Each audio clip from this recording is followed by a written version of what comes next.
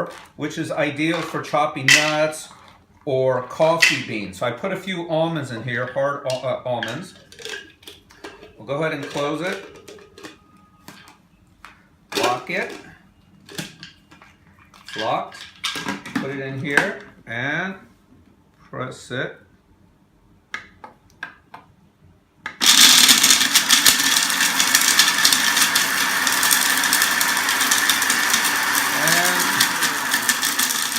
That was about 20 seconds, and it's chopped them up mostly in a powder, but I think if we go longer we can get it all fine. That's not good. Yeah, almond powder. Okay. Okay, stop.